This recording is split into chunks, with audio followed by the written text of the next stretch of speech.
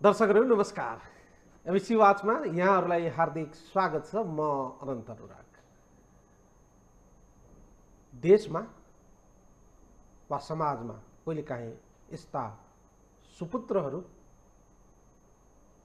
जन्मिने गरेका छन् जुन सुपुत्रहरूले समाजलाई मार्गदर्शकको रूपमा एउटा विचार, सिद्धान्त र डोर्याउने बाटाहरू बनाइदिन्छन्। तिनै केही सुपुत्रहरूमध्ये एक हुन् जनताको बहुदलीय जनवादका प्रणेता, विचारक, जननेता स्वर्गीय मदन भण्डारी। आज स्वर्गीय मदन भण्डारीको 70औं जन्म जयन्ती विभिन्न कार्यक्रम गरेर मनाइँदैछ। मदन भण्डारीको बारेमा कुराकानी गर्दा कम्युनिस्ट नेताको रूपमा उहाँको परिचय गराइरहँदा उहाँ केवल कम्युनिस्ट नेता मात्रै नभइकन सामाजिक अभियन्ता, समाजलाई मार्गदर्शकको रूपमा डोर्याउने एउटा विचारक, साहित्य कला क्षेत्रमा प्रखर समाज उत्थानका लागि, वर्ग उत्थानका लागि कलम चलाउने एउटा साहित्यकारको रूपमा पनि हामी बुझ्ने गर्दछौँ। राजनीतिक गर्नेहरूले सम्भवतः उहाँलाई राजनीतिज्ञको रूपमा परिभाषित गरिरहँदा उहाँले प्रतिपादन गर्नुभएको जबजको सिद्धान्त जति पढ्दा र जति बुझ्दा झन् भेक लाग्ने किसिमको देखिन्छ। मौजुदा अवस्थामा जुन विचारसँग, पार्टीसँग उहाँ सम्बद्ध हुनुहुन्थ्यो, उक्त पार्टीले जब बेचेको हो कि बोकेको हो,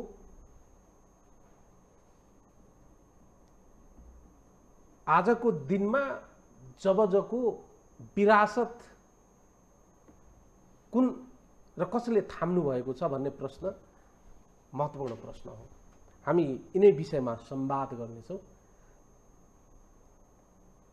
स्वर्गीय जननेता मदन भण्डारीको बारेमा केही कुराहरू हामी जान्ने प्रयास गर्नेछौँ।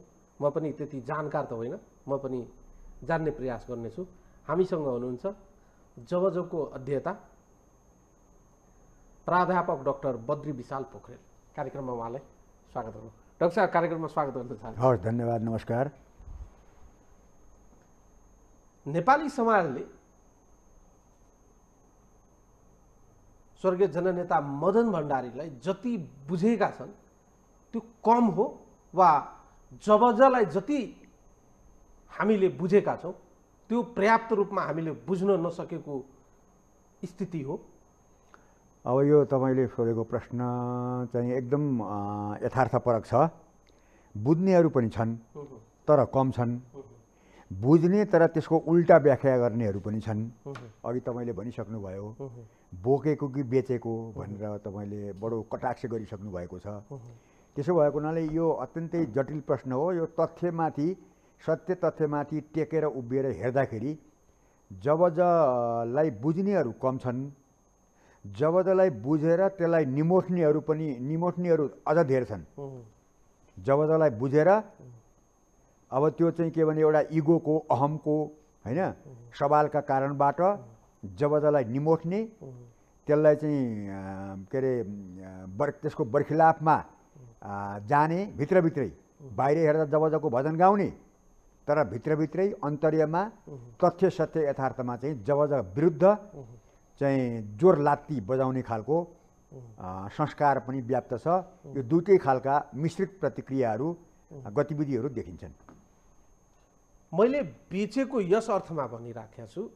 उहाँहरूले बेचेको शब्द मैले किन प्रयोग गरेँ भने उहाँहरू जबजको आधारमा जे चाहिँ अहिलेसम्म प्राप्त गर्नुभएको छ, त्यसबाट जे उहाँहरूले लिनु भएको छ, त्यो जबजकै आधारमा उहाँहरूले सत्ता प्राप्तिको कुरा होस्, पद प्राप्तिको कुरा होस्, वा अन्य राष्ट्रिय राजनीतिमा स्थापित हुने कुरा होस्, यी सबै कुराहरू चाहिँ जबजलाई देखाएरै प्राप्त गरेको जस्तो देखिन्छ। उहाँहरूको आफ्नो त केही पनि छैन।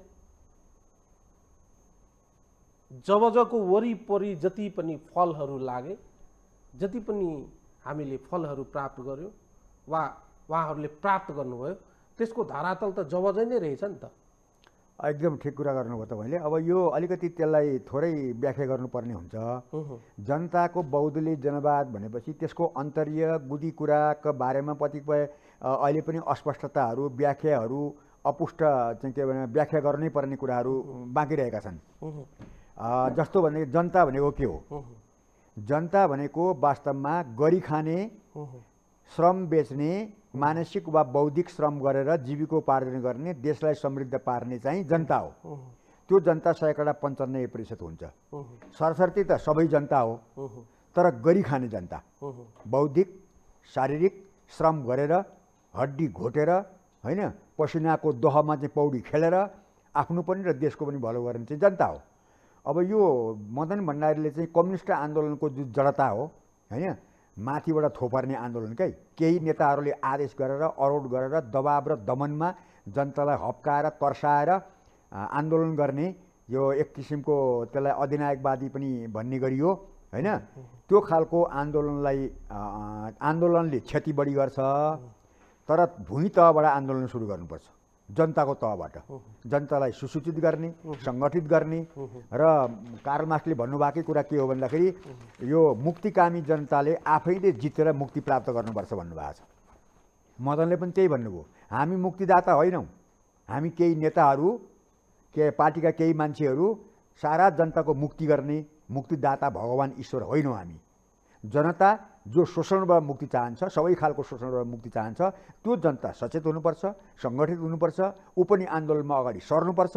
र यसरी आन्दोलनको आँधी बिहेरी तलबाट उठाइयो भने त्यो आन्दोलन टिकाउ हुन्छ, त्यो आन्दोलन बलियो हुन्छ, त्यो आन्दोलन शक्तिशाली हुन्छ र त्यसले चाहिँ सफलता प्राप्त गर्छ भन्ने हिसाबले कम्युनिस्ट आन्दोलनको रूढपन्थी, जडसूत्रवादी लफ्फाजी छन् नि, क्रान्तिकारी लफ्फाजी, वाम उग्रवादी चाहिँ के भने लफ्फाजीका कुराहरूलाई छोडेर त्यसको सृजनात्मक व्याख्या गर्नुभयो। र तपाईँले भने जस्तै वास्तवमा अहिले हेर्दाखेरि म पनि त्यस्तो लाग्छ, कतिपय नेताहरू अहिले नाम लिन पनि गाह्रो छ। भोलि एकताबद्ध भएर बुद्धि सप्रेर आयो भने त हामीले किन सबैलाई किन गाली गर्नु, होइन, सप्रियो भने त राम्रो हो नि त। रत्नाकर वाल्मीकि भयो भने त हामीले राम्रै मान्नु पर्यो नि त। तर अहिले त्यसो भएको हुनाले रत्नाकर प्रवृत्तिका नेताहरू पनि मैले देखाएको छु, चिनेको छु। त्यसो भएको हुनाले तपाईँले भने जस्तै जबजाका आधारबाट मेची महाकाली संसारबाट कम्युनिस्ट दुला पसेको, लुकेर मुख थुनेर बस्नुपर्ने, पलायन भएको अवस्थामा जनताको बहुदलीय जनवाद, जननेता मदन भण्डारीको राप्ता प्रतापबाट यो मुलुकमा तपाईँको 46 सालको आन्दोलन, गणेश मान सिंहको सर्वोच्च कमान्डर गणेश मान सिंहको अटल अविचल एउटा प्रतिबद्धताका साथमा यो परिवर्तन भयो।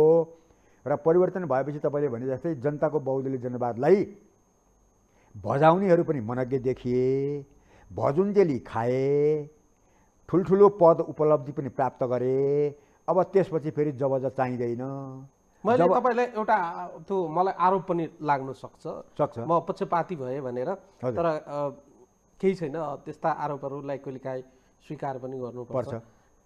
तत्कालीन अवस्थामा स्वर्गीय नेता मदन भण्डारीले जबजको सिद्धान्तलाई प्रतिपादन गर्नुहुँदा नेपाली समाजको चरित्र चित्र कोर्नु भएको हो। जबजको फाउन्डेसन, धरातल यथार्थ त्यही हो। एकदम सामाजिक, आर्थिक, राजनीतिक र अन्तर्राष्ट्रिय रूपमा चाहिँ हामी कुन ठाउँमा छौँ, हाम्रो भूमिका के हुने कुरा लगायतका कुराहरू, एउटा फन्डामेन्टल कुराहरू एकदम थियो।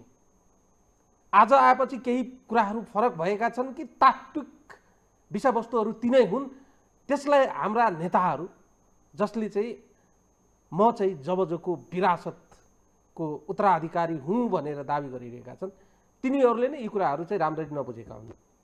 त्यो दुईटै खालको छ कि तपाईँले भने जस्तै तपाईँको के छ भने नेपाल जस्तो मुलुकमा उत्तरतिर चीन छ, दक्षिणतिर तपाईँको भारत छ, लोकतान्त्रिक मुलुक छ, उता साम्यवादी मुलुक छ। नेपाल त त्यो बिचबाट चाहिँ के भने असंलग्न परराष्ट्र नीति अन्तर्गत दुवै शक्ति राष्ट्रहरूको साथ सहयोग समर्थन लिएर अगाडि बढ्ने बाटोमा भएको हुनाले जनताको बहुदलीय जनवादले आर्थिक र राजनैतिक अधिकार सहितको समाजवादको परिकल्पना गरेका छ। हेर्नुहोस्, जनताको बहुदलीय जनवादको पुस्तिकामा 49 सालमै मदन भण्डारीले समाजवाद यति हतारमा हतपतमा आउँदैन। समाजवादको आधार शिविरहरू हुन्छन्, एउटा दुईटा तीनटा चारवटा आधार शिविर हुन्छन्।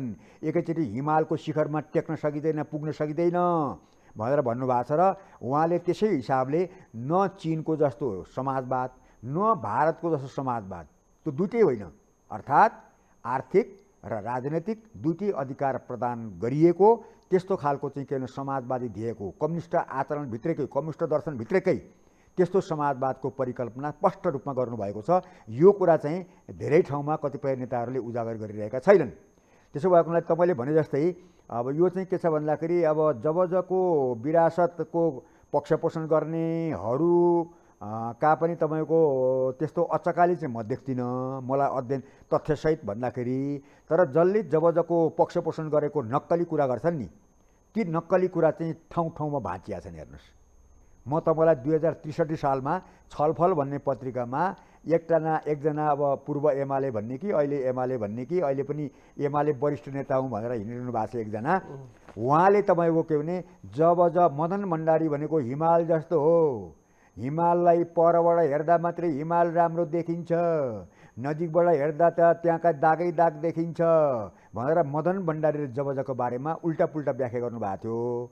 उहाँकै पक्ष पोषण गर्ने एकजना विद्वानै हुनुहुन्छ, नाम लिनु जरुरी पनि हुन्छ, डाक्टर बेदुराम भुषालले जबजमा पिएचडी गर्नुभयो। तर अहिले जबजका विरुद्ध उहाँ सैद्धान्तिक अवसरवादको एउटा नमुनाको रूपमा जबज चाहिँदैन, आवश्यक छैन। त्यसकै तपाईँको सत्य तथ्य खोज पनि गर्नुभएको छ। मैले उहाँको किताब पनि पढाएको छु, राम्रो अध्ययन छ। अहिले त्यो आफैले गरेको निष्कर्ष निचोडका विरुद्धमा उहाँ अगाडि सरिरहनु भएको थियो। अहिले के गर्दै हुनुहुन्छ थाहा छैन, त्यस्तो अवस्था छ। हेर्नुहोस्, सामान्य रूपमा हामीले बुझ्दा चाहिँ जनताको बहुदलीय जनवाद भनेको जनताको पक्षमा राष्ट्रिय अन्तर्राष्ट्रिय रूपमा गोलबद्ध गराउनु हो कि होइन? एकदम। यो त के भने अब पहिले त राष्ट्रिय स्तरबाटै अगाडि बढ्ने हो।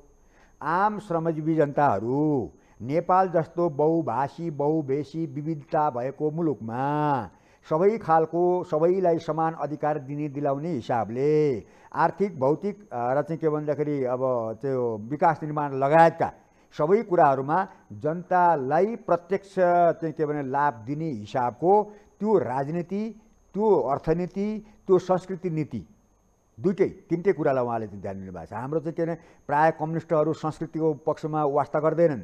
धर्म भएपछि धर्म भन्ने बित्तिकै परपर भाग्छन्। अब त्यसको अभूतपना हो त्यो।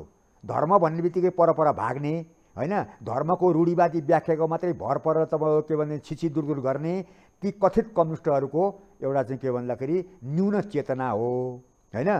त्यसो भएको हुनाले संस्कृतिको सवालमा चाहिँ के भने मदन भण्डारीले पनि अब यो हाम्रो मानव इतिहासमा पुर्खाहरूले आर्जन गरेको विगतको भौतिक बौद्धिक विरासतलाई त्यसका सकारात्मक पक्षहरूलाई ग्रहण गर्नुपर्छ, त्यसलाई पुनर्निर्माण गर्नुपर्छ भन्ने हिसाबले आर्थिक राजनैतिक सांस्कृतिक सबै विषयमा उहाँले चाहिँ सकारात्मक पक्षहरूलाई ग्रहण गर्ने त्यस हिसाबमा अगाडि बढ्ने सोच अन्तर्गतको यो जनताको बहुदलीय जनवाद मार्क्सवादको पुनःसृजन हो, नेपालको मार्क्सवाद हो।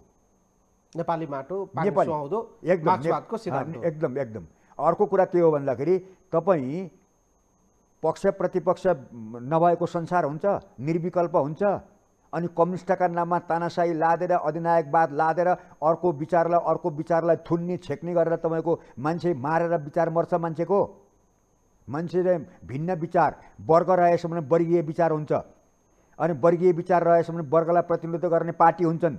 एउटै पार्टी मात्रै निरङ्कुश अधिनायकवादी ठोकपिट गरेर चलाउने देश मुलुक त्यस्तो होइन। प्रतिस्पर्धा गर्नुपर्छ, पहल कदमी गर्नुपर्छ, जनताको मन जित्नुपर्छ। राजकीय क्षेत्रमा राजनीतिक क्षेत्रमा जनताको मन जितेर मात्रै नेतृत्व हासिल गर्न सकिन्छ भन्ने जुन एउटा चाहिँ के भन्दाखेरि साह्रै महत्त्वपूर्ण यो जटिल कुरा छ। हेर्नुहोस्, लौरो देखाउँदा मान्छे तर्सेला, सजिलो होला, तर क्षणिक हुन्छ त्यो। भोलि त्यही लौरो देखाएर तर्सिएको मान्छे तपाईँको थाप्लोमा लौरो लिएर आउँछ के। दीर्घकालीन राजनीति गर्नुपर्छ, दूरगामी राजनीति गर्नुपर्छ। जनताको देशको भाग्य र भविष्यका लागि जनताको बहुदलीय जनवाद अहिले मात्रै होइन, भोलिका दिनमा पनि यहाँ मात्रै होइन, संसारका कम्युनिस्टहरूले सिक्ने कुरा छ यो। अरूको कुरा नगरौँ, तर जुन पार्टीसँग, जुन विचारधारासँग, जुन लाइनसँग उहाँ आबद्ध हुनुहुन्थ्यो, अहिले उहाँहरूको लिगेसी बोकेर अहिले पनि राजनीति भइरहेको छ।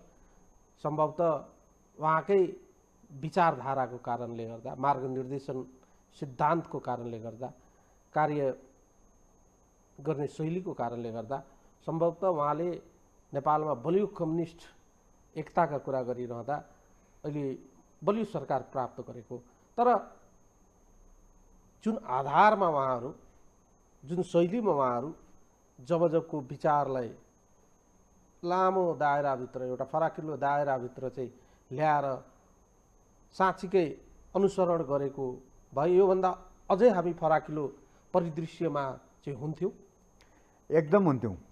मदन भण्डारीले अब जबजको सिद्धान्त प्रतिपादन गर्ने कुरामा अगुवाई गर्नुभयो, तर त्यसलाई समृद्ध गर्ने समय उहाँले पाउनु भएन होइन। अब षड्यन्त्रपूर्व ढङ्गले उहाँको हत्या गरियो। गरिएपछिको आउने नेतृत्वले त्यसको जबजको सार गुदी पक्षलाई उजागर गर्ने, त्यस आधारबाट अगाडि बढ्ने, गतिशील हुने, त्यो एउटा चाहिँ पार्टीभित्र पनि प्रतिस्पर्धा हुनुपर्छ के। पार्टी कुनै पनि पार्टीमा आफ्नो आन्तरिक प्रतिस्पर्धा छैन र ज्येष्ठ श्रेष्ठ र चाहिँ के भन्दाखेरि योग्य मध्ये योग्यतम नेतृत्व स्थापित हुँदैन नि, तबसम्म विरोधी विपक्षीसँग लड्न सकिँदैन। त्यो थरथर कामले चाहिँ के भने कमान्डरले शत्रुसँग लड्न सक्छ, विरोधीसँग लड्न सक्छ। अब त्यो मदन भण्डारीको चाहिँ अब त्यो षड्यन्त्रपूर्वक हत्या पश्चात आएको नेतृत्वमा जबजप्रतिको निष्ठा, देखावटी निष्ठा भयो। अन्तर्यमा त्यसको पक्षमा सघन ढङ्गले काम हुन सकेन, टापल टुपल भयो। अनि आफ्नो आरती उतार्ने, स्तुतिगान गर्नेहरूलाई माथि माथि तान्ने कुरा भयो। अब भिन्न विचार राख्ने बित्तिकै खेदो पाइलो गर्ने कुरा भयो। त्यसको अनुभव त म पनि त्यही पार्टीमा केही समय काम गरेको हुनाले मलाई थाहा छ। अब कति कुरा भन्न हुन्छ हुँदैन त्यो बेग्लै कुरा हो। एकदम तपाईँको फन्डामेन्टल कुराहरू गर्दा म 2-3वटा पोइन्टहरू टिपेर ल्याएको छु, तपाईँसँग कुरा गर्छु भनिरहँदा फन्डामेन्टल कुराहरूमा कुरा गरौँ भने जबजका केही विशेषताहरू चाहिँ केलाउँदा चाहिँ संविधानको सर्वोच्चताको कुरा फन्डामेन्टल कुरा, एकदम बहुलवादमा आधारित खुल्ला समाजको परिकल्पना गरिएको छ। संवैधानिक सर्वोच्चताको कुरा गर्दा शक्ति पृथकीकरणको कुरालाई चाहिँ जोडसँग त्यहाँ उल्लेख गरिएको छ। मानव अधिकारका रक्षाका बारेमा कुराहरू गर्नुभएको छ। बहुदलीय प्रतिस्पर्धाबाट सर्वश्रेष्ठले सत्ता सञ्चालन गर्ने कुरा गरेका छन्। आवधिक निर्वाचन चाहिँ हुनै पर्दछ, लोकतन्त्रलाई सिस्टमलाई चाहिँ एक्टिभ राख्ने हो भन्ने कुरा गरेका छ। बहुमत र अल्पमत चाहिँ सत्ता सञ्चालन वा पार्टी सञ्चालनको न्यूनतम सिद्धान्त हुनुपर्दछ भन्नुभएको छ। एकदम कानुनको शासनलाई हामीले मान्नै पर्ने गर्नुपर्छ। यी यावत कुराहरू पढिरहँदा मैले जे जति विषयवस्तुहरूले उठाएँ नि, जुन जुन व्यक्तिहरूले, जुन जुन पात्रहरू अहिले जबजको लिगेसी मसँग छ, मदन भण्डारीले देखाउनु भएको बाटो र सपनालाई साकार गर्ने बाटोतिर म अग्रसर छु भन्ने दाबी गर्नेहरूले यी विषयवस्तुहरूलाई चाहिँ अङ्गीकार गरेको, लागू गरेको, बोक्न सकेको छ। त्यही त दुर्भाग्य भयो त। समस्या के हो भन्दाखेरि जबज भनेको भजन गर्ने विषय थिएन। जबज भनेको चाहिँ के एउटा चाहिँ के भजन कीर्तन गर्ने, जप गर्ने, गायत्री मन्त्र थिएन। भजन गर्नेहरूले चाहिँ तपाईँको त्यो चाहिँ सार अन्तर्यलाई छोपेर राखे। अब यही विषयमा कुरा गर्दा पनि कतिपय अब उग्रवादी तबकालाई के लाग्यो भने यस्तो संविधानको सर्वोच्चता कुरा गर्ने, मानव अधिकारको कुरा गर्ने, मौलिक अधिकारको कुरा गर्ने, बहुदलीय प्रतिस्पर्धाको कुरा गर्ने, यो त पुँजीवादी पन्थी हो भन्ने आरोप पनि लाग्यो। जबजलाई हुँदा हुँदा चाहिँ के भने हरियो घाँसमा लुकेको सर्प भनेर पनि उग्रवादी कोणबाट तारन्तार चाहिँ के भने अपव्याख्या चाहिँ भएको पनि हो। र जबजभित्रै घुसेर तपाईँको के भने सकेसम्म चाहिँ के भने सत्ता शक्ति सबै सुविधा प्राप्त गर्ने र त्यो सुविधा पाउन नसक्ने अवस्था आउने बित्तिकै जबजलाई चाहिँ के भन्दाखेरि बर्खिलाफमा चाहिँ जाने, बाहिर हेर्दाखेरि जबजको पक्षधर जस्तो देखिने, तर भित्रभित्रै जबजलाई कैँची लाएर काट्ने, त्यसलाई क्षतविक्षत पार्ने खालको गतिविधिहरू देखिए। मैले अघि भनिसकेँ, पिएचडी गरेको, जबजमा पिएचडी गरेर त्यसको सार तत्त्वलाई सही रूपमा उजागर गरेको व्यक्ति सैद्धान्तिक अवसरवादको एउटा ज्वलन्त नमुना बन्छ। अनि त्यसैलाई तपाईँको त्यस्ता मान्छेहरूको भिड जम्मा गरेर हिँडेर अनि जबजबाजी हुन्छ। अब त्यो मदन भण्डारी फाउन्डेसन भन्ने जुन गठन भयो, मदन भण्डारी बितिसकेपछि विद्या भण्डारी उहाँको श्रीमती अहिलेको महामहिम राष्ट्रपतिले कम्तीमा मदन भण्डारीको स्मृतिका लागि केही गरौँ न भनेर 43औं वर्षको अवसरमा 43वटा चाहिँ फुल रोपेर सुरु गरेको प्रसङ्गलाई पछि चाहिँ के भने जबजा फाउन्डेसन भयो।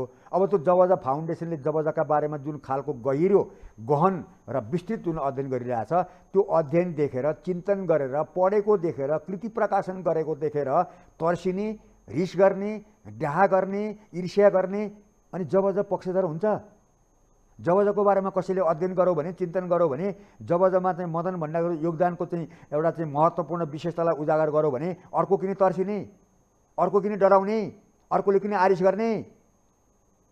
त्यसकारणले हेर्दा जबजाको फिता लाएको छ, जबजाको ब्यानर बोकिया छ, तर भित्रभित्रै त्यो जबजाका कित्ताका मान्छेहरूलाई अथवा नेकपा एमाले भित्रका नेताहरूलाई अब चाहिँ के भने कसरी हुन्छ आफ्नो बोरामा पोको पार्नका लागि चलखेल भइरहेको छ।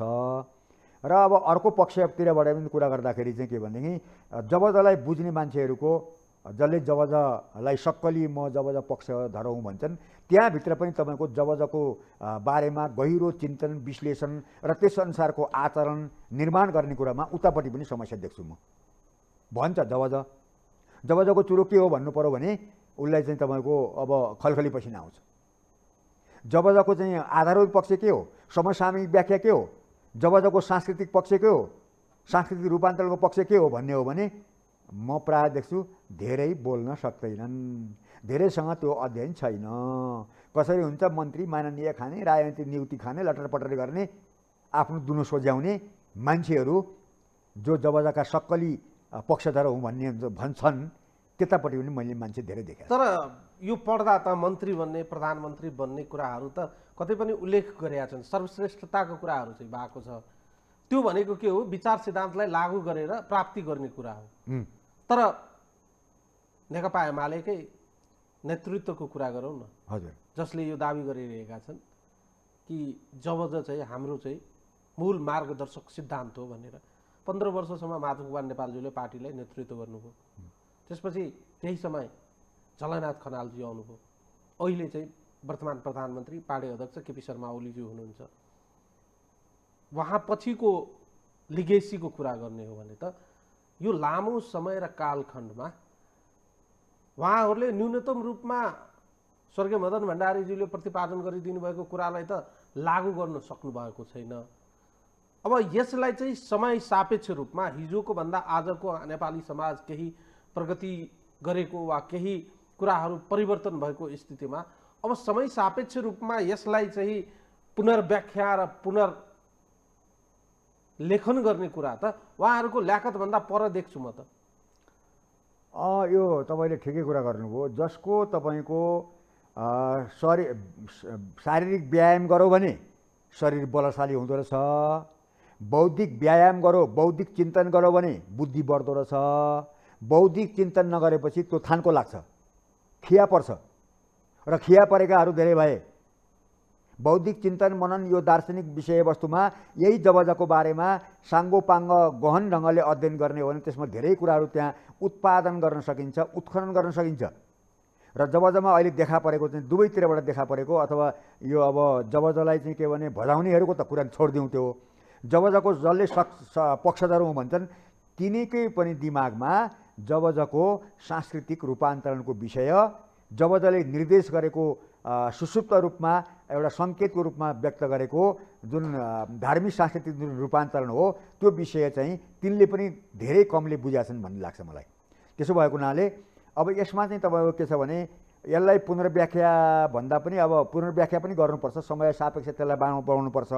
र सबभन्दा यसमा देखा परेको समस्या चाहिँ सांस्कृतिक रूपान्तरणको कुरा। कम्युनिस्टहरू त अब धर्म भनेपछि तर्सिहाल्छन् होइन। सांस्कृतिक रूपान्तरणको कुरा गर्दा फेरि मेरो दिमागमा आयो, पहिला त जनतालाई समाजलाई रूपान्तरण गर्नुभन्दा त नेतृत्वमा रूपान्तरणको आवश्यकता हुन्छ। मदन भण्डारीले आफैबाट सुरुवात गरेको सादगीपनको उदाहरण कम्युनिस्ट चरित्रको अनुसारको विचार अनुसारको आफ्नै व्यवहार जुन चाहिँ उहाँले अङ्गीकार गर्नुभएको थियो, ठ्याक्कै हेर्दा त अहिले त कम्युनिस्ट भन्ने तर हेर्दा त एउटा नयाँ वर्ग चाहिँ उत्पन्न भएको जस्तो देखिँदैन।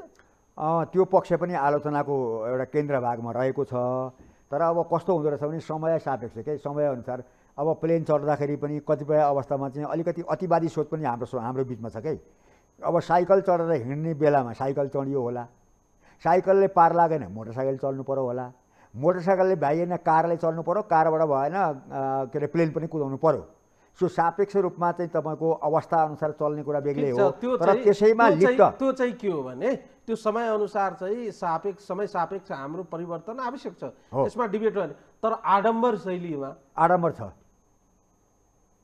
छ आवश्यकता भन्दा बढी अहिले त तामझाम आडम्बर गरेको छ। म आफै सुन्नु न, म कवि लेखक स्रष्टा बुद्धिजीवी हुँ, तर नेता प्राय नेता के छ भने बुद्धिजीवी भनेको 54 कार्यकर्ता जस्तो ठान्छ के, 54 ठान्छ।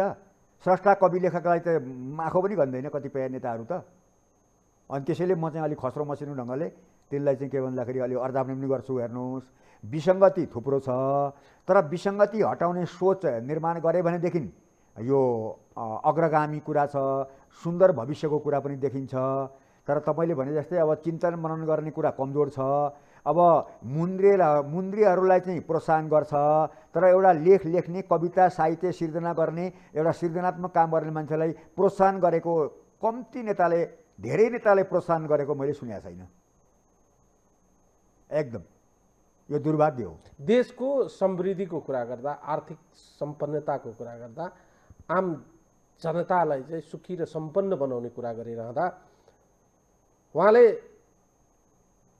वैदेशिक पुँजी र प्रविधिको कुरा चाहिँ गहन रूपमा उठाउनु भएको छ। त्यतिखेर नै हो, पढेरै सुनाउँछु, म एक लाइन लेखेर ल्याएको हुन्छ छु। हुन्छ। प्रविधि र वैदेशिक पुँजी र प्रविधिको सवालमा नीतिगत रूपमा ढोका बन्द गरिने छैन। संविधान र ऐन कानुनको सीमाभित्र रही राष्ट्रिय हितलाई ख्यालमा राखेर वैदेशिक पुँजी र प्रविधिको लगानी, संरक्षण र उपयोग गरिनेछन्। अहिले हामीले सुखी नेपाली, समृद्ध नेपालको परिकल्पना गरिरहँदा त्यहाँभन्दा फरक के छ यो सिद्धान्त? होइन, यसो रहेछ, यो त के रहेछ भने मैले पनि अब आर्थिक विषय त मेरो त्यति विषय होइन, तै पनि तपाईँले मैले जानेको सम्झेको कुरा के हो भने अहिले चाहिँ यो सङ्क्रमणकालीन अवस्था हो। अब मान्छेहरू भन्छन् नि दलाल पुँजीवाद भन्छन्। जब बाह्य वस्तुहरूलाई नेपालमा भित्र्याएर बेचबिखन गरेपछि त सबै दलालै हुन्छ नि बाबा। आफ्नो उत्पादन, आफ्नो प्रविधि, आफ्नो निर्माण, आफ्नो चाहिँ के भनेदेखि अब निर्यात गर्ने वस्तु नभएसम्म त हामी त के भन्दाखेरि सधैँ बाह्य परनिर्भरमा भर पर्ने हुन्छौँ। चीनले पनि गरेर छ, हेर्नुहोस्, चीनले बाह्य प्रविधि भित्र्याएपछि तपाईँको त्यसमा चाहिँ के भने चिनिया चाहिँ नागरिक राष्ट्रभक्त नागरिकसँग सहकार्य गर्ने पर्ने एउटा नीति बनायो र यति वर्षपछि यतिसम्मको कारोबार चाहिँ के भन्दाखेरि चिनियामा उत्पादन गरेको आय आर्जनलाई चाहिँ चीनमै लगानी गर्नुपर्ने अवस्था एउटा नीतिगत निर्णय गराउँदै गएपछि समयक्रममा त्यो दलाल पुँजीवादलाई चाहिँ तपाईँको के अरे विस्थापित गरेर आफ्नै उत्पादनलाई बढावा दिएको कुरा छ। त रातारात तपाईँको अहिले चाहिँ के भन्दाखेरि लुगा फेरे जस्तो चाहिँ तपाईँको आर्थिक सांस्कृतिक रूपान्तरण त हुँदैन। त्यसो भएको हुनाले दलाल पुँजीवाद चाहिँ के भन्दाखेरि नेपालमा चाहिँ तपाईँको होइन, नेपाल जस्ता मुलुकहरू सबैमा हुन्छ, तर कम्तीमा नेतृत्व गर्ने नेताले चाहिँ के भन्दाखेरि सरकारले, राजकीय नेतृत्वले त्यो हिसाबले त्यसलाई क्रमशः विस्थापित गर्ने। विदेशी पुँजी प्रविधि नभइकन कहाँ अब फलाम उत्पादन गर्नुपर्ने छ, प्रविधि हामीसँग छैन, हेर्नुहोस् अब होइन। अब युरेनियम तपाईँको त्यसलाई चाहिँ निकाल्नु पर्ने छ, प्रशोधन गर्नुपर्ने छ, हामीसँग प्रविधि छैन, हेर्नुहोस्। अब तेल ग्यास र खानी निकाल्नु पर्ने छ, हामीसँग प्रविधि छैन। प्रविधि ल्याउनै पर्यो, पुँजी पनि ल्याउनै पर्यो, तर त्यसलाई चाहिँ अब नेपालको प्राथमिकता अनुसार सकेसम्म त्यो दलाल पुँजीवादलाई घटाउने, त्यसलाई क्रमशः तपाईँको विस्थापित गर्दै जाने, त्यो क्रमशः गर्दै जाने कुरा हो। रातारात लुगा फेरे जस्तो चाहिँ के अरे फेरिने कुरा होइन। त्यसैले यो मदन भण्डारीले जनताको बहुदलीय जनवाद अनुसारको नीति निर्माण भइसकेपछि, त्यो चरणमा प्रवेश गरिसकेपछि होइन, त्यो अवस्थामा चाहिँ यसरी जानुपर्छ।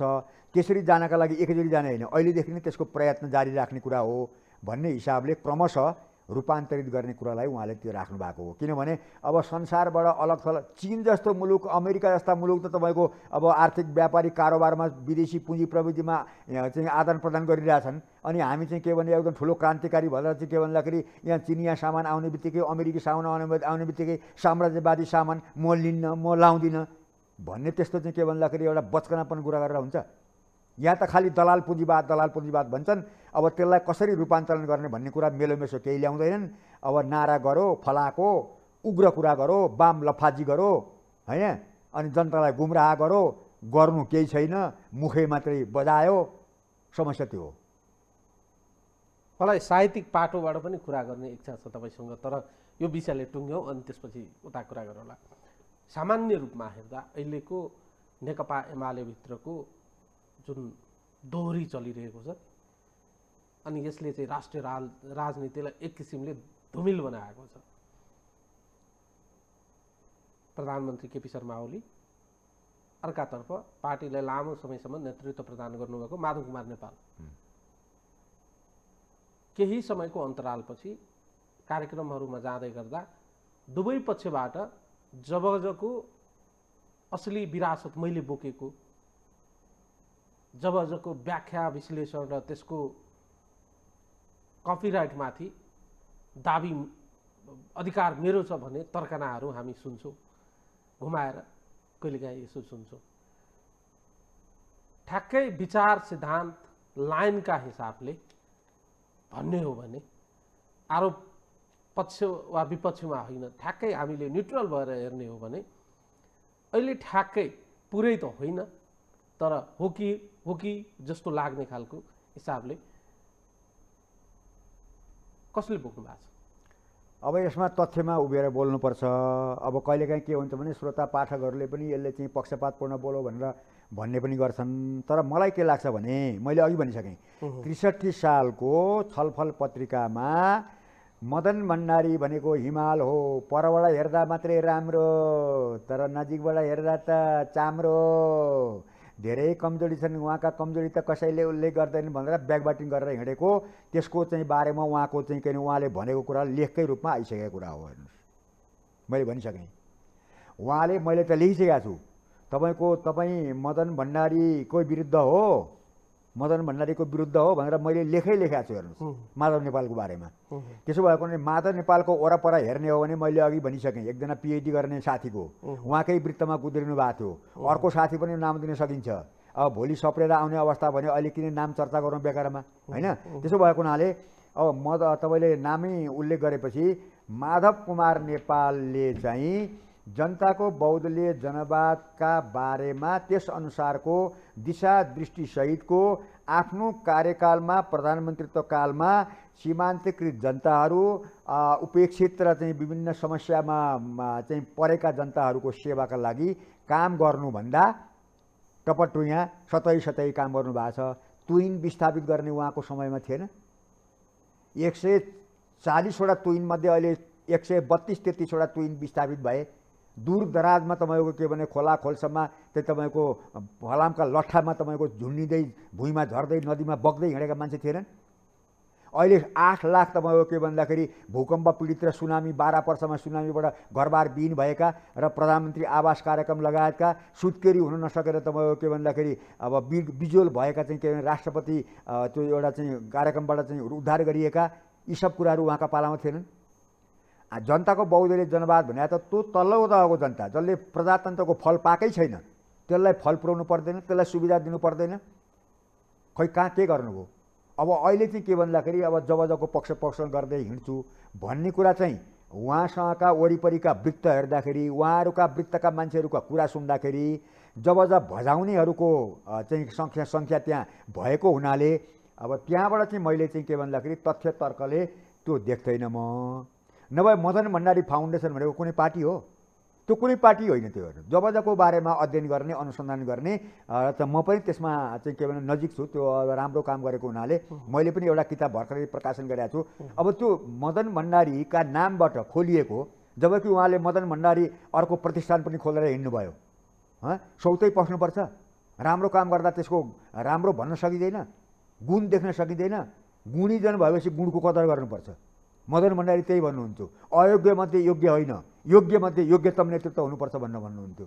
अनि अब आफूभन्दा अलिक जान्ने बाठो टाठो सहकर्मी सहयोद्धा नेताले कन्सिरी तात्ने, रिस उठ्ने, अनि 15 वर्षसम्म चाहिँ पार्टी अध्यक्ष हुने प्रधानमन्त्री भएको मान्छे, अब त्यत्रो उचाइमा पुगेको मान्छे जब जसलाई चाहिँ यो सङ्कटकालीन जब अनुसारको अगाडि बढेको सत्ता सरकारलाई चाहिँ के भन्दाखेरि अब छेउकुना लगाएर त्यसका लागि ज्यान फालेर लाग्ने, अनि कम्फर्टेबल सरकार बनाउनलाई हत्या हालेर लाग्ने, अनि विरोधी चाहिँ के भन्दाखेरि पार्टीको नेतालाई चाहिँ प्रधानमन्त्री बनाएर कम्युनिस्ट पार्टीमा दरो बलियो बनाउँछु भन्ने कुरा गर्ने, अनि त्यसलाई कसैले पत्याइदिनु पर्ने, त्यतापट्टि मैले देखाएको छैन।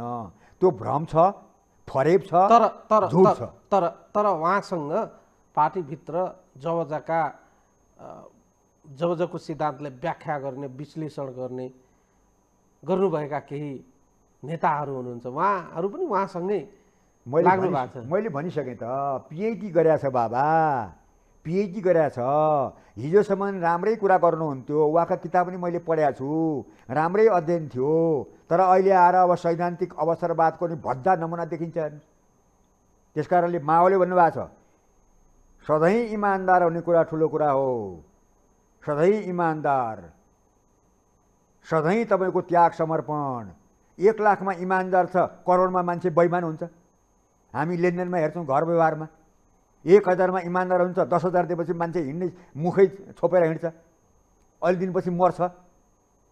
त्यस्तो चाहिँ तपाईँको यो चाहिँ के अरे छेपारे खालको चाहिँ इमान्दारिताको, छेपारे खालको चाहिँ प्रतिबद्धताको केही अर्थ छैन। खुसी, खोकी, प्रेम, राजनीतिक अपराध धेरै दिन लुक्दैन।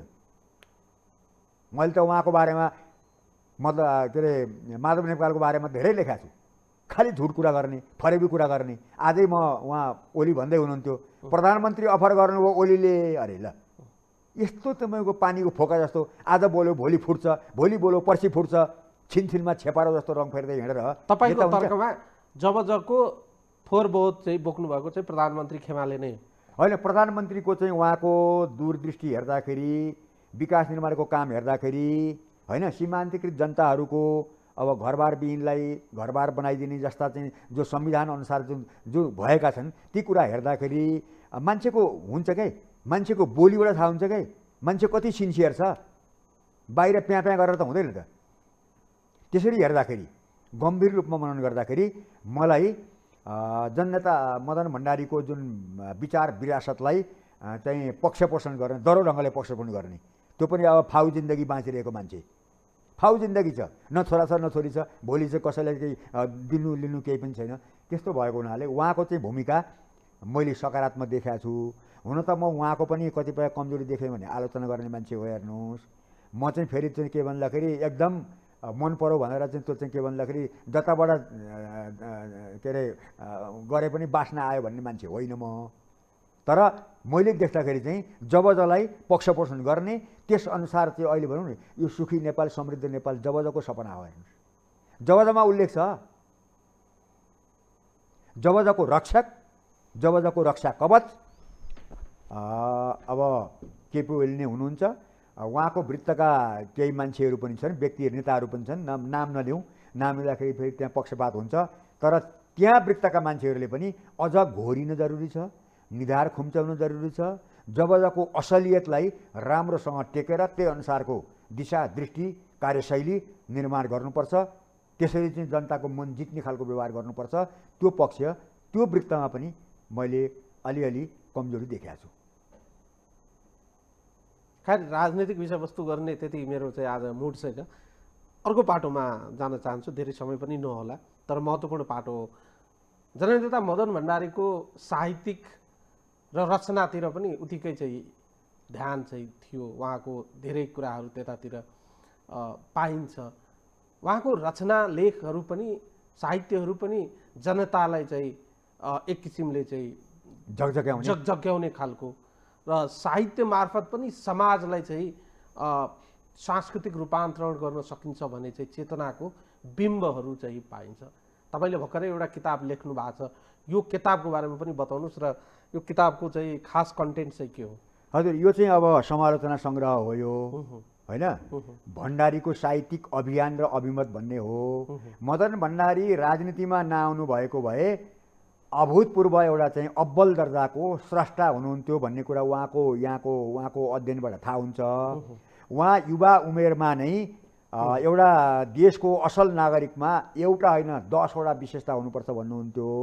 पूर्णप्रकाश नेपाल जस्ता यात्री जस्ता चाहिँ वरिष्ठ विद्वानहरूसँग उहाँले संवाद गर्नुभएको छ, त्यो मैले पढेर बुझ्या हो। भूमिगत कालमा उहाँले चाहिँ के भन्दाखेरि जहाँ जहाँ आश्रय लिनुभयो, जहाँ जहाँ जानुभयो उहाँले कविता सिर्जना गरेको, गीत लेखेको, गीत गाएको, लेख्न नजान्नेहरूलाई लेख्न सिकाएको, बोल्न नजान्नेहरूलाई बोल्न सिकाएको, स्वस्थानी व्रतकथा समेत चाहिँ आमा दिदीबहिनीहरूलाई पढेर सुनाएको र स्वस्थानी व्रतकथाभित्रका अत्यन्तै रूढिवादी अन्धविश्वासी पक्षहरूलाई चाहिँ स्वीकार गर्नु हुँदैन है भनेर रूपान्तरणको दिशा दृष्टि पनि दिएको।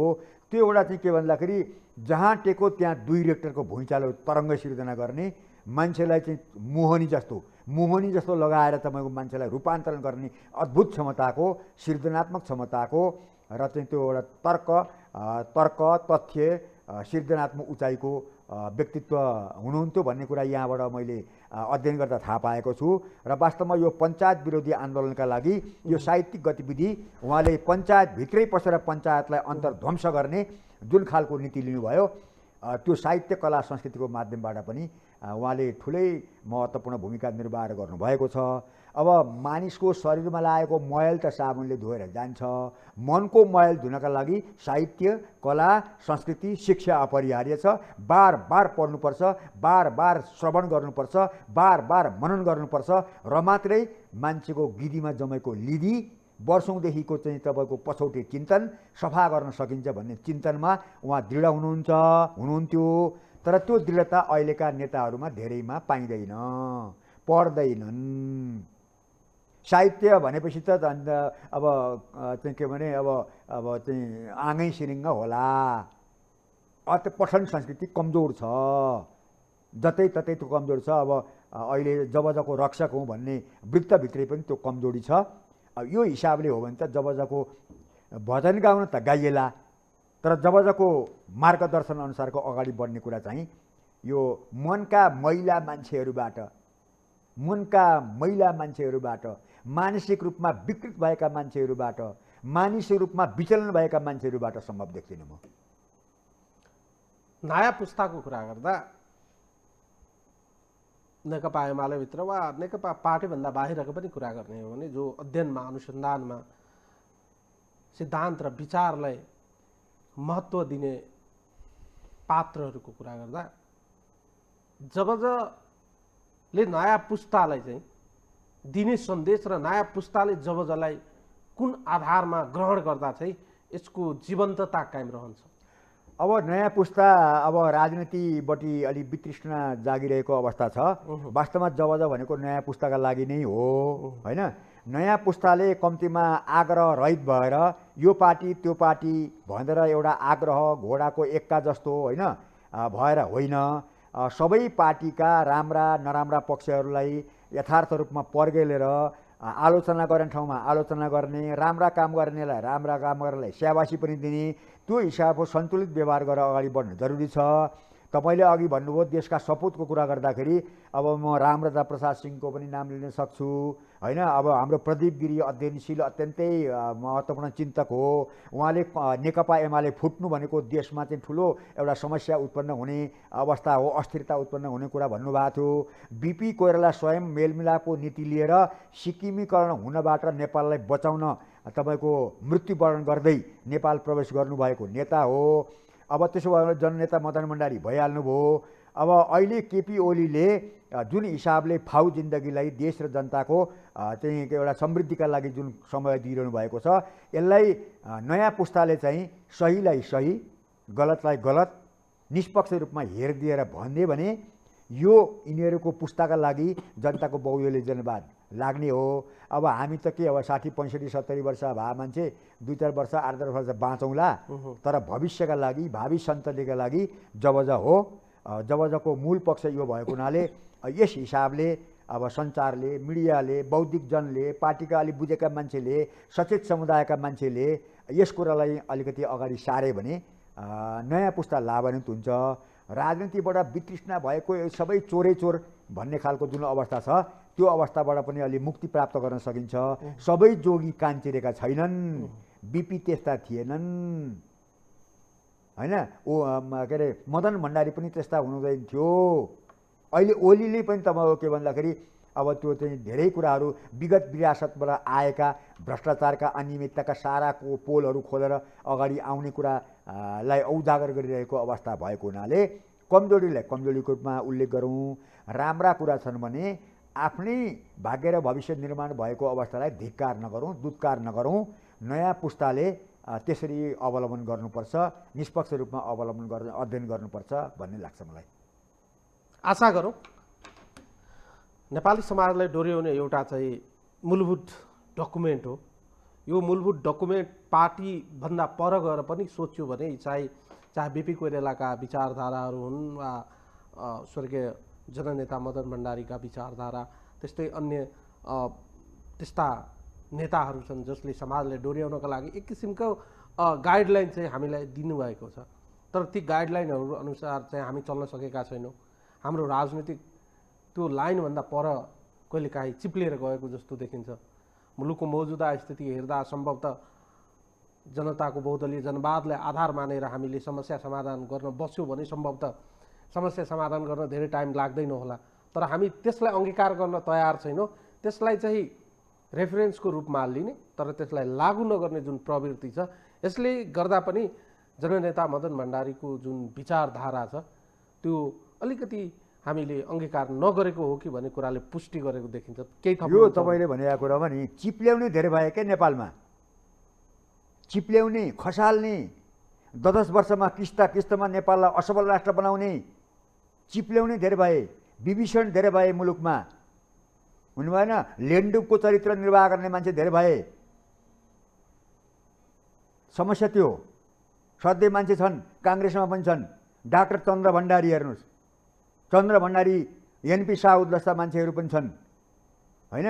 अर्को एउटा साथीको नाम मैले बिर्सेँ, के नाम ठ्याक्कै आएन, अब अलिक उमेर पनि त्यस्तै भयो। काङ्ग्रेसमा पनि छन् मान्छे, 101 योद्धाहरू छन्, सशक्त छन् मान्छेहरू, तर ती ओझेल परेका छन्। नरहरि आचार्यको विचार प्रतिपादन हुन्छ, नेता अर्कै हुन्छ, के गर्नुहुन्छ अब। हस् त, धन्यवाद सर। यो महत्त्वपूर्ण अवसरमा आएर हामीसँग आफ्नो भनाइहरू साझा गर्नुभयो, यसको लागि म धन्यवाद दिन चाहन्छु। धेरै धेरै आभार। हुन्छ, धन्यवाद अनन्त अनुरागजी। अब मौका दिनुभयो। अब म त इटेरीबाट आएको मान्छे, उपत्यका बाहिरको मोफसलको मान्छेलाई मौका दिनुभयो, धन्यवाद छ, खुसी लागेको छ। श्रोता सबै आदरणीय मित्रहरूलाई धन्यवाद ज्ञापन गर्छु। एबिसी टेलिभिजन परिवारलाई, प्राविधिकलाई सबैलाई धन्यवाद ज्ञापन गर्न चाहन्छु। धन्यवाद, नमस्कार। धन्यवाद। दर्शकहरू, उहाँ हुनुहुन्छ प्राध्यापक डाक्टर बद्री विशाल पोखरेल। उहाँ जननेता स्वर्गीय मदन भण्डारीको जनताको बहुदलीय जनवादको अध्येता हुनुहुन्छ। आज उहाँको जन्मजयन्तीको अवसरमा हामीले उहाँद्वारा प्रतिपादित विचारधारालाई, सिद्धान्तकोलाई चाहिँ केन्द्रित रहेर बहस गऱ्यौँ। आजको लागि यति नै। समय युनिट लगायत मैले पनि बिदा दिनुहोस्। नमस्कार।